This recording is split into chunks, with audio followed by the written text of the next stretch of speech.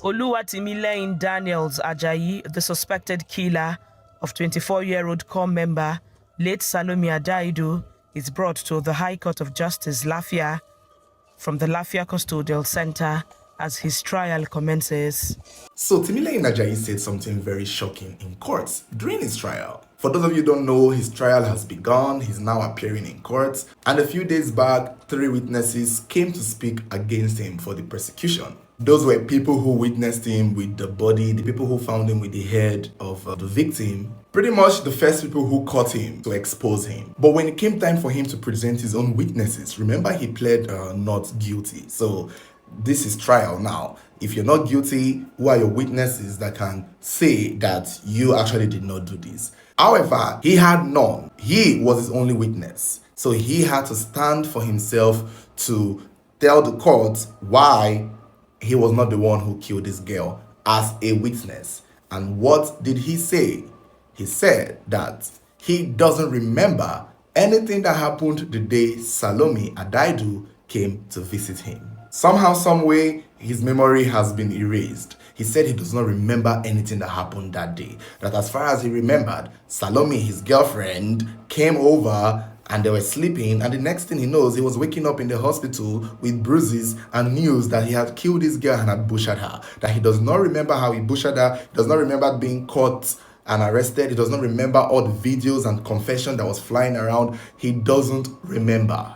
And of course, it makes sense that this would be his line of argument as to him being his own witness. Because I don't know what he was thinking he was going to say. It's fitting. But here is the thing. This I don't remember argument is a little bit stale.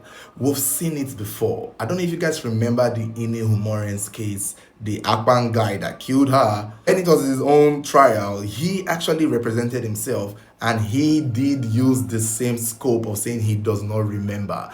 This thing is a little bit common in the court of law and stuff like that. People use this, oh, I don't remember. It will make sense as a witness. If you're a witness for somebody else and you probably, let's say you want to plead the fifth, because I don't think we have that plead the fifth in Nigeria here. So for most people to not say something that would implicate them, it's safe for the witness to just say they don't remember. Yes, the person on trial is who would suffer.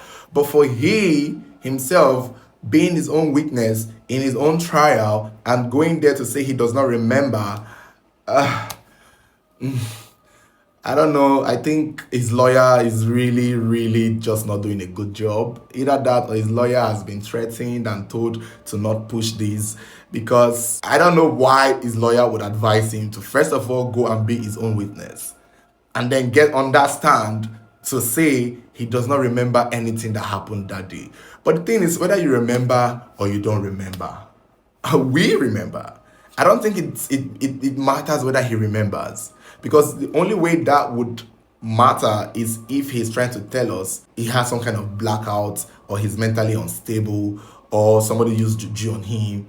Unless that is going to be his new line of argument, I don't know why he is telling us he don't remember. So what do we do with that? Like, what does the judge do with that, Timileyin? Since you are so smart, what do you think that would do for you? Because it only shows that you're trying so hard to avoid it at all costs. I actually, from the onset, thought he was going to use the crime of passion argument.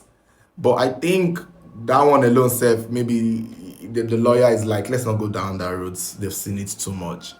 But we've seen this one too. We've seen the amnesia part. We've seen the I don't remember. We've seen the I don't know. And he's not even playing it well.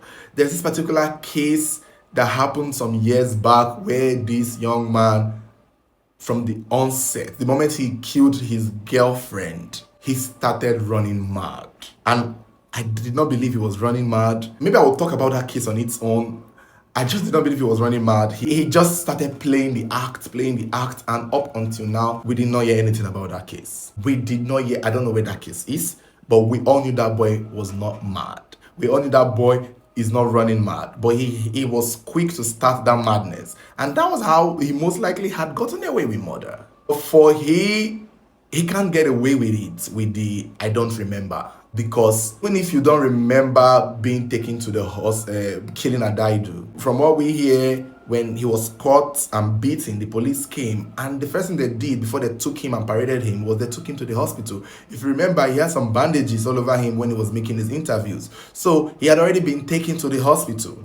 His confession or his witness statement to his own trial states that he does not remember anything that happened when Salome came to his house, that he remembered being in the bed with her, and then he remembered waking up in the hospital. But here is the trick. Ever since he left the hospital, he has been giving us many accounts. A lot of the interviews that he has been granting, talking about the Indomie that she married. She now married the Indomie. She now wed the Indomie and now marry her. All those stories of, oh, I saw her phone, she was cheating on me. All those videos of his confession that had been circulating had been made after he came out of the hospital. So, bro, you've shot yourself in the foot for this. You're going to the electric chair. I don't see how he can get out of this. At this point, I am sure this boy is done for. Whoever his sponsors are, whoever those rich men are that are most likely behind him, they are most likely like, oh shit, he's done for. He's gone. He's going to prison. Which, by the way, I'm starting to think there's nobody behind him, because why is his lawyer giving him this terrible advice? It's unfortunate. I guess the lawyer is literally pretty much doing our job for us because we want this boy to suffer. So the lawyer is not putting too much effort, because last I saw his lawyer's interview, and what the lawyer did say was his own job is to make sure that the prosecution did their job. So he's not necessarily here to win case. The lawyer who is taking up for him, most likely pro bono, is just there to just play a role, and I don't think the lawyer cares, because there are some lawyers who will take this case and you will see their talent. Let me show you my talent. The lawyers will take this case and you people, we will start questioning ourselves as to what really happened. But nah, he's gone. He's gone. He's cooked. Let him cook. And we've let him cook, and he cooked himself. And it's a good thing, I guess, because let us see. I don't want to call it too early, but I see him going to jail. I don't see any way out of this. With that confession, he's cooked, because I don't know why the judge would buy that. You don't remember, okay? But we remember. If you don't remember, we remember, and we will remember for you. So, yeah, it's done. We'll be following the case. I would like to see what he comes up next with. I would like to see his next line of a surprise. Surprise us. Timileyin, surprise us. What will you come up next with? That you don't remember your name? Will you come to the court naked and pretending to run him mad? It will be already too late for you, honey. You had enough time to play that drama for us, but you did not.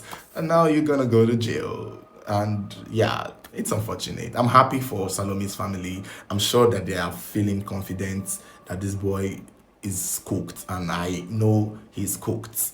Because another thing again too, lest I forget, I was wondering why he did not go down the crime of passion argument. And I think now I know why. Probably because he knows then that his relationship with the Salome girl will be heavily scrutinized and questioned. And when they find out that he wasn't really dating this girl, then he's done for. He's straight to jail. So maybe that's why they went straight. The lawyer probably figured that he's probably not Salome's boyfriend, and that was why they are like, okay, let's pretend like you don't remember what happened that day. Okay. Let us see how this goes. You guys let me know your thoughts.